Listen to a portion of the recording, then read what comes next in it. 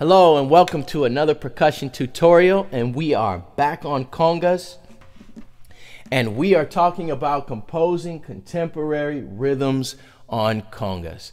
I'm going old school with the whiteboard here, and I'm basically going to be talking about contemporary rhythms on congas. Now, when I say contemporary, what I basically mean is rhythms that are, well, the blues, rock and roll, Western popular music. They could be considered, many of them, traditional now, but blues, rock and roll, R&B, soul, jazz, funk, pop, contemporary worship, contemporary gospel, composing contemporary rhythms on congas. Some of my methods, some of the ways that I do them, there's many different ways. I'm going to talk about one in particular. It's going to sound like a lot more, but it's basically one theme, okay, that can be divided into a few other things.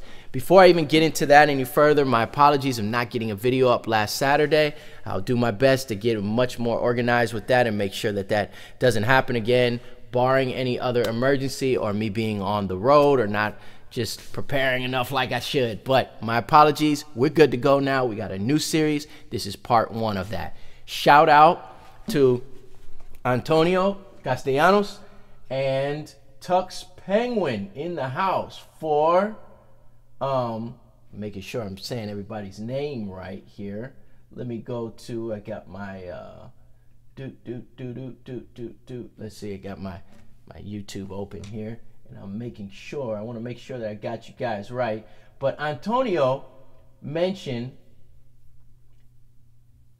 let's see here, yes, Castellano, Antonio Castellano, thank you for the inquiry about doing, or Antonio basically asked if I was able to do a video on what would I play to a song, like a traditional version of This Little Light of Mine, for instance. And Tux Penguin recommended or referred me to him here. And that got me to thinking about something that I've talked about many times, but I'm not sure if it's all wrapped up in one video.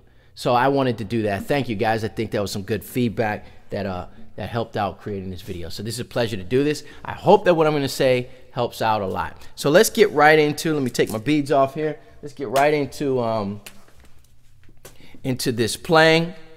All right. Now, this is kind of like a traditional gospel type thing, right? Okay. So I'm going to talk about other songs as well.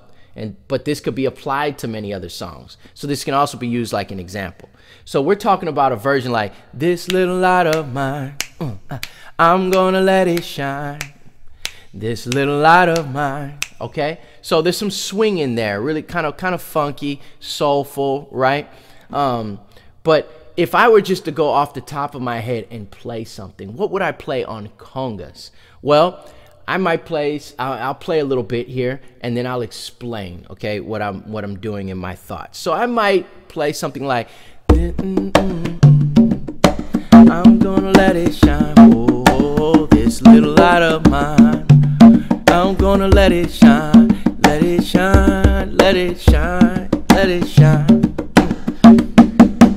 Everywhere I go. Excuse the singing and all of that. Hopefully I was not distorting the sound there. I wasn't even thinking about my levels. Anyways, just throw up a mic and press record, right? So anyways, what in the world am I talking about? So anyways, what I was playing there seemed a bit complicated, but it's all coming and inspired by a structure, okay? And I'm going to talk about that in a little bit.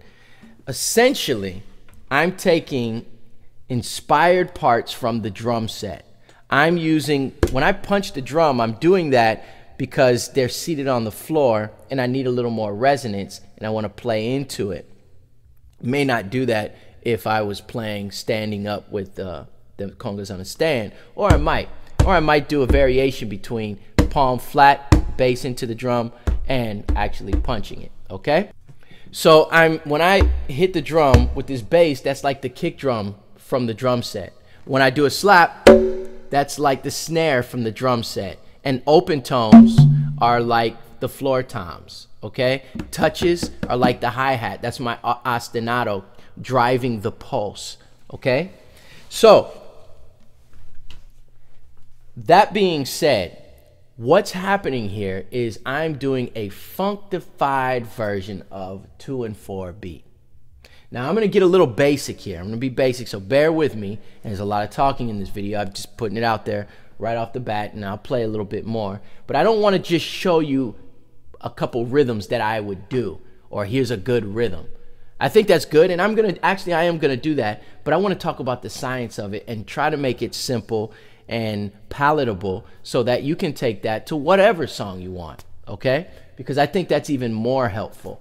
So the song is in 4/4, all right? Bear with me now. It's some basic music theory. Some of you, you're already way beyond this, but I have my own experience, have encountered many who are not. So I want to go into that a little bit. So the song's in 4/4, meaning that between bar lines or within a musical phrase, a musical time, okay, in a continuum of time here, there's 4 beats, and then that phrase starts over, or that pattern starts over, that feel starts over, okay? So everywhere I go, I'm going, and see, we started right back in on a new bar, okay, of 4.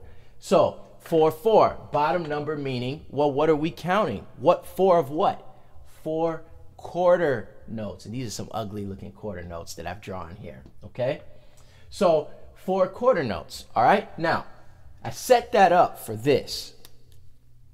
I'm basically deriving a pattern to complement the song around, it's derived from a 2/4 beat. What I mean by that is, the second beat, I'll explain that in a minute, is like, it's a slap, okay? Or what would be the snare from the drum set.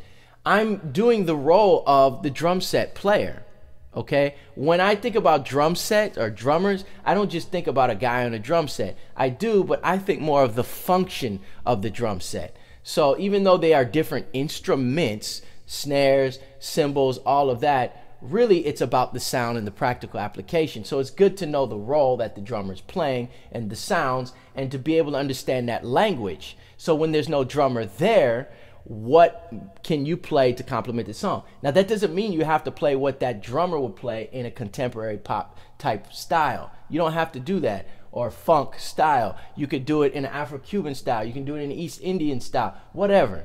But this is just one way of looking at this, and it's a popular method of doing this, okay? So the second beat, I'm playing a snare, all right? And then the first, I'm sorry, let me go back to the first beat. I'm playing a, actually, I'm sorry. I said 2/4. So that means that the second and the fourth beat are basically where the snare would be. 1, ka, dum, ka, dum, ka, ka, ka. You know that song, right? So that's just a great classic idea of a 2/4. Right on. 1, 2. Hopefully where you're clapping on 2 and 4. 1, 2, 3, 4. This little light of mine. Faster. 1, 2, 3, 4. This little light of mine. Okay? All right. I probably messed that up. Anyways, 2/4 idea. Okay? Sometimes I'm playing on that snare, that slap on the second beat. 1, 2, 3, 4. Sometimes I'm not playing the first slap. Sometimes just the second one. So, this little light of mine. 1, 2, 3, 4. Sometimes I play both. 1, 2, 3, 4. What does that sound like? This little light of mine, I'm gonna let it shine. I know what you're saying, William. That's not what you just played in the beginning of this video. You were like blah blah blah blah blah blah blah blah, whatever. But really, those are all variations and add-ins based around that. That is the skeleton, the structure that I'm deriving inspiration from to complement the song. So I dropped my marker somewhere, and I need that for this video. Dude, where in the world did I put that marker at?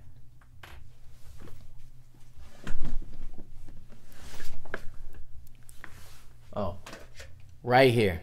All right, so let's pretend you didn't see that. Okay, so let's go back to the beginning here, shall we?